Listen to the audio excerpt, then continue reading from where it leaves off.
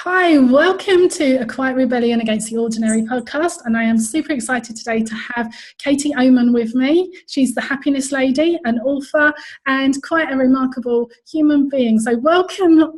I'm really excited you're here, Katie. Bless you, Lynn, for your lovely words, and I'm really happy to be here too. Your podcasts are always something to make everybody smile, I think. Oh, thank you. So let's just dive straight in. What does ordinary look like to you, or what did it look like? What was your ordinary life?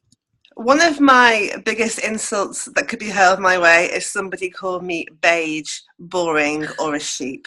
Now that's fine. For some people that's their path, and that's okay. But I have never been what you call ordinary. Who's walked the path of my own drum and done things my way. And it's not always worked out.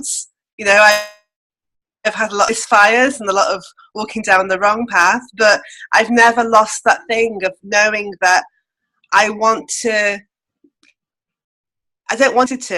people telling me what to do. I always want to do things my way. So I'm definitely not what you call ordinary in that sense. Was there ever a time where you tried to fit into what society, thinks that we should be and should do? Oh yes. Because in a previous life, I was a school teacher. Yeah, I had my son when I was 21, and I was a single parent for many years with the support of my parents. And I went and got my degree as a single parent, and didn't really know what I wanted to do with it at that time. And a lot of people spoke about teaching, and it kind of felt like that was the path that I should go down, rather than stopping to question whether I wanted to go down and whether I'd be any good at it or anything like that. So before you know where I am, I'm in a classroom facing a whole 30 teenagers trying to teach them about English, and I did it full time for 18 months. Nearly had a nervous breakdown because of it, and then went and did supply teaching for another 18 months, and it just made me so miserable. I so don't fit inside that teacher box, not inside the school system anyway. It's too restrictive for me. My personality is far too big to be fit into a beige box. So how does it feel getting out of the box? What do you do now? What is your ordinary existence now, your everyday existence? Absolutely. Well, since 2010, and it's been an ongoing process, I have been working as a psychic. So I help people and give them lots of readings and lots of guidance. I also work as a writer. So I write for Southern Spirit and Chat It's Fate magazines. And I love to write my books. So I've self-published 2 through Amazon. And now we've got this wonderful book coming out in May, which is through O Books, which is all about how to be happy, which I'm so excited about. I can't wait. So you went from feeling really, really miserable in the school system in your little beige box. Yes. To now being the happiness lady. I mean, that is a huge, huge jump from completely miserable to you radiate happiness now. So, oh, bless you. Well, I just realised that you realise every single thing that you've been through on your journey so far. You kind of think, well, why did I do that? That was a waste of time. But nothing's a waste of time. It's all taking you where you're supposed to be. And one of my earliest memories at primary school, we did a production of The Snowman, and I was cast as the sunshine. And I was standing there in yellow crepe paper from head to toe, big smile on my face, waving at my mum. And my teacher said she had to be the sunshine. Look at her smile. She's the happiest little girl in the class. So I've always had that within me. It's just realising now that actually that's what I'm here for. That's what I'm supposed to be doing. What advice can you give people? Because not everybody they can be that happy, but it is a bit of a challenge. Absolutely. And for all, people call me Little Miss Sunshine, like the Mr. Man character. I'm not Little Miss Sunshine every second of every day.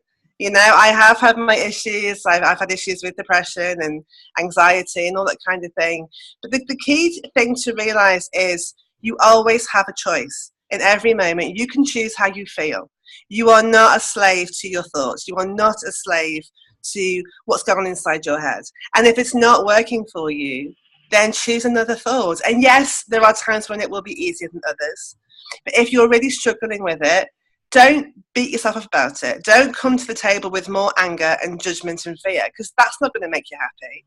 It's like to give yourself that gentleness and that love to go, okay, today I feel this way, and that's okay, because it's okay to not be okay.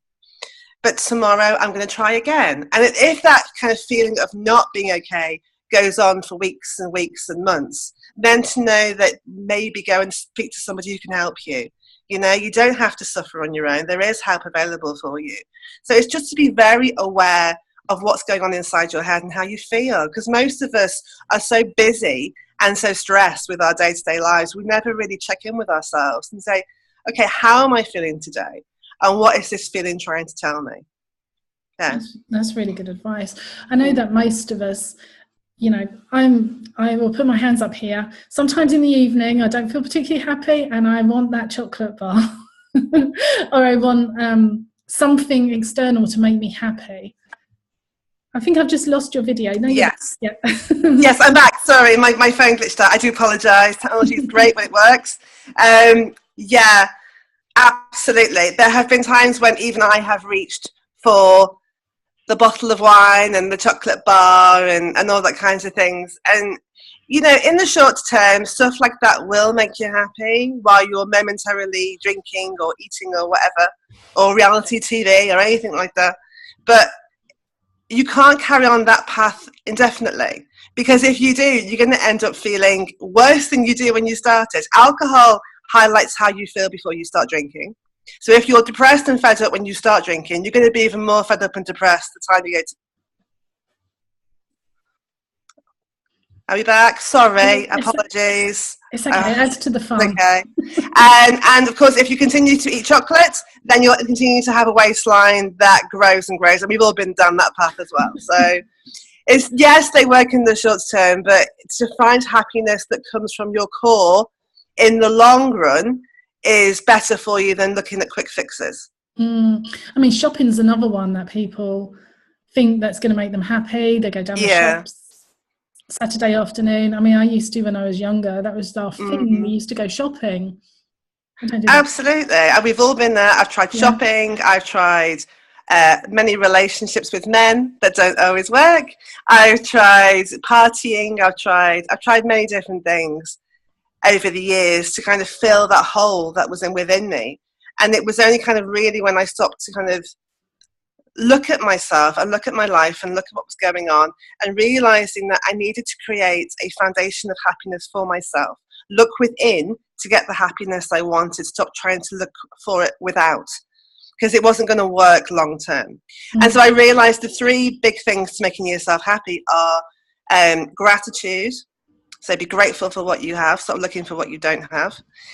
Kindness to others, because when you seek to make somebody else happy, you're also making yourself happy. And mindfulness, so to live in the present moment and stop worrying about what happened yesterday or what might happen tomorrow, because you're missing out on your life right now. So those are the three things that if we start to focus on them every day, then you're making something really strong and lasting in terms of your own happiness, rather than looking for all these quick fixes all the time. Why do you think it is such a big epidemic in our society that there are so many unhappy people? Do you know, I speak about this in the book because I don't remember at school anyone telling me how to be happy. And yet what I do remember my whole life is people saying to me, cheer up, or stick a smile on your face, or what's up with you, love, today? And yet nobody ever stops and says, this is how you're happy. This is how it happens. We're all just expected to know. And yet I think if you actually went to children and taught this stuff in schools, I'm not saying the mental health epidemic would go away, because there are people who are predisposed, that kind of thing, and you know they will still need guidance and help. But I do think there are issues in our country and in other countries around the world with mental health and stress and anxiety and all those kind of things would certainly lessen if we looked at happiness from a very young age. So little kids seem to know, you know, really little kids. It seems to come naturally to them. But naturally, it's the teenagers, yes, absolutely. Yeah, it's a really good idea about, you know, like gratitude into schools and mindfulness. I mean, I can't ever remember anyone like you saying this is how you're happy. And I mean, Nope. everyone's pretty miserable as a teenager, so it would be a really good core lesson. It's like a given. You know, I have a teenager at home, so it's a given, like they have these moods and they have these hormones and it changes them. And yet we accept it and it carries on into adulthood. Whereas if you actually said to a teenager, right, this is how you're feeling, but this is how you can feel better. You don't have to feel this way. You have a choice, you have power, you have control within you to choose another thought. Then that path would take them further into adulthood than, oh, well, you're miserable today, and oh, well, never mind. It's, we accept that they're hormones in the teenage years, but then we criticize them when they feel that way into adulthood years. So tell us more about your book. So you said it's coming out in May? Yes, May 25th, and one of my biggest dreams, and it was on my vision board for years, is to have a book in Waterstones, and it's going to be there, and I'm so excited. So yeah, it's going to be like although I've self-published before, and I don't take anything away from self-publishing, because in the age that we live in with the publishing and the way that's changing, self-publishing can be a really empowering thing.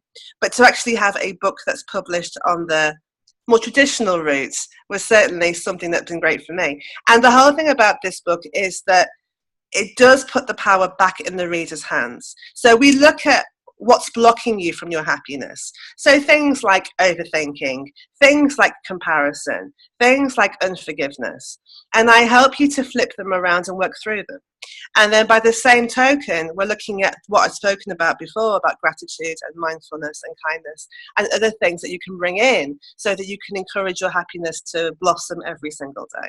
So it's always kind of like a workbook type thing, but it's also a lot of humor in there. You know, I come with a lot of humor.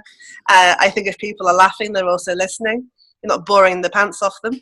And really to my story and my experiences, and to really help people and make them think. It's brilliant. It's a good I'm really looking forward to getting my hands on a copy of that. Oh, bless you. That's really kind. Thank you. So do you do any other happiness work with clients? Because you mentioned that you're a writer and just psychic readings. What else do you do? Well, off the back of this book, I have launched my new website, and in that I'm now looking to help people. So I have now the Happiness Tribe, which is a monthly group where I really help people to go in depth with this whole topic. So I help them on a one-to-one basis, and we have group calls and we have Facebook groups, and really supporting people to help them make their happiness blossom. Because yes, you can read the book, but it's a very different thing to have somebody by your side in those moments where you do feel depressed and you do feel anxious, and to know that that's nothing, there's nothing wrong with you, you just need a bit more support. So I offer that, and I also now looking into getting into happiness coaching, because there's a lot of life coaching around, and life coaching is a wonderful thing. To actually have a happiness coach to say, okay, what are the different areas of your life? So your relationships and your career and your health and your money and all that sort of stuff, and saying, okay, where are you right now? And if you're 10 out of 10 in all areas, then really you don't need me, let's be honest. But most people are not 10 out of 10 in all areas. So it's to look at setting realistic goals and targets to helping those to feel better and to increase. So I'm just trying to help people. If I could, I'd make the whole world smile. That is really my goal in life. I feel like I just want to spread happiness to everybody. So however I can do that makes me happy as well. What advice can you give someone who may not be feeling on top of the world today? How can they shift their perspective from feeling a little bit down to, feeling better? Well, first of all, if you don't feel okay today, like I said before, don't beat yourself up for that. It's okay. We all have bad days. We all have down days. Even me, little Miss Sunshine over here, I have days where I'm just grr and fed up and blah, and that's okay. But if you do feel like that today, and you don't want to feel like that today, then the first thing to do is to kind of think, right, why do I feel this way? Is there anything specific that's making me feel this way? And if there is, what can I do to change it? What can I do to take back control? Even if it's just one tiny little thing, so it's talking to somebody, or it's reading a book about it, or it's going on a website about it. If you take back control of a situation, you will immediately feel better, because a lot of anxiety and feeling rubbish about stuff comes from fear, and that fear comes from not being in control. So put yourself back in control. You will feel a huge sense of relief. By the same token, please go and find something to make you smile. I don't really care what that is. For me, it's dancing in my kitchen. I put my songs on and I shake and I dance and it just makes me happy. It's watching comedy programs. It's playing with my children. It's having a bubble bath. I mean, these things sound very cliche. I know that, and very cheesy, but the reason that they're used so much is because they work. If you can find something to make you smile, however small it is, however seemingly insignificant it is, it's not wasted time, because your mental health and your emotional health really do form the foundation of everything, your whole life. Your physical health starts with your mental health. And if you look after that, your whole life will flourish. So make the time to laugh, make the time to smile, and it will just impact you every single day. And you are a living example of this, because from where you went from your teaching to where you are now, and actually following the path that is right for you, and you're happy, really happy.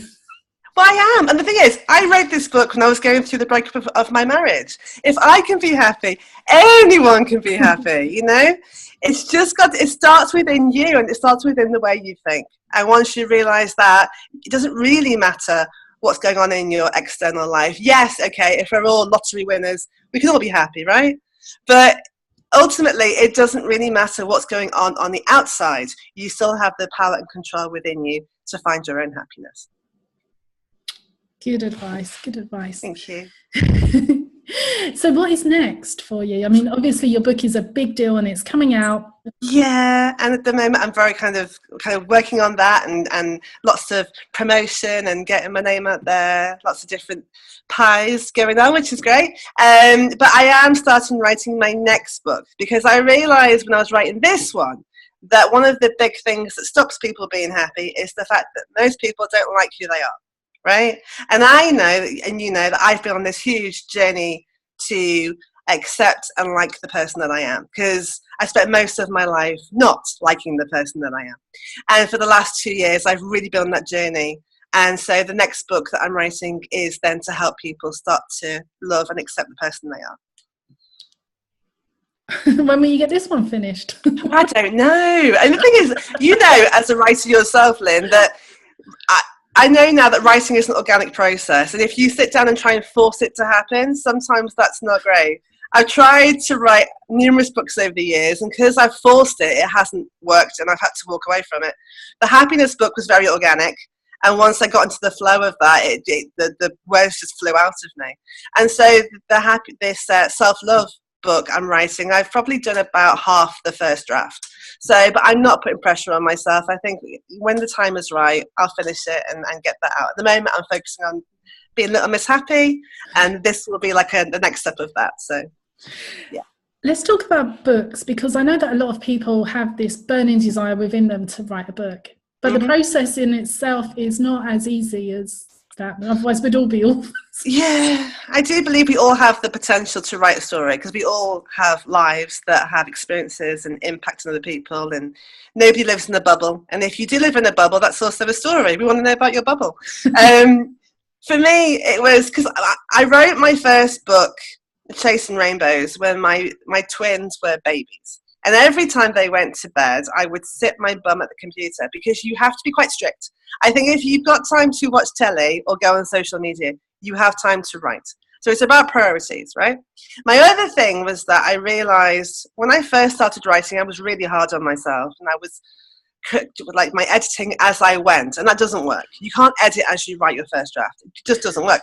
So I realized that writing a book is like making a sandcastle. The editing is the shaping of the sandcastle, but you can't shape nothing if you've got no sand in the bucket. So the first draft is just to write. And this book that I'm writing now, it hasn't even got chapters. I am literally, it's like a whole stream of consciousness.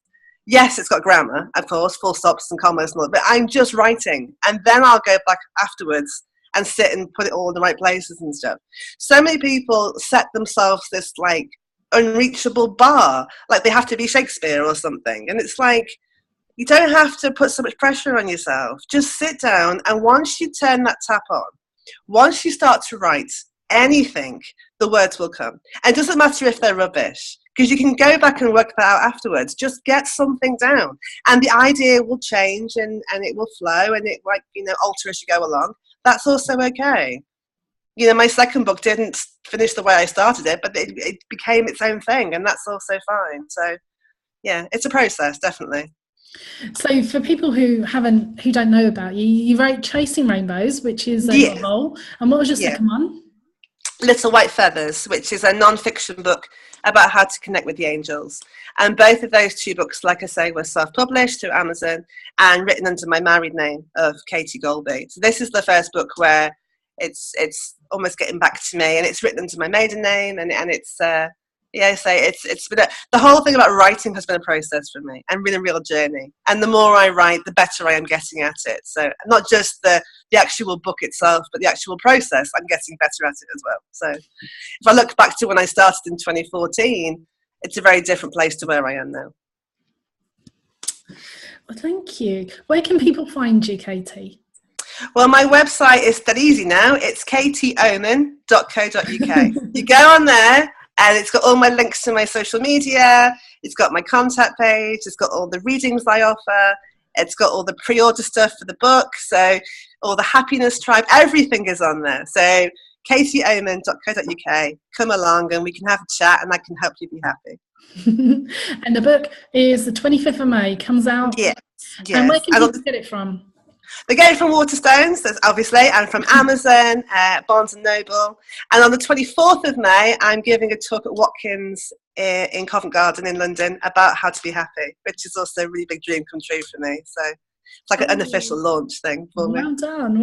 That's amazing. Thank you. So thank you so much for your time today, Katie. It was a real pleasure to catch up with you. And you, Lyn, so lovely to talk to you, and thank you for letting me do this again. It's always such a pleasure. And you're just going from strength to strength, so bless you on your journey as well. Thank you so much, and thank you everyone for listening to A Quiet Rebellion Against the Ordinary. So until next time, bye-bye. Bye everybody. Bye.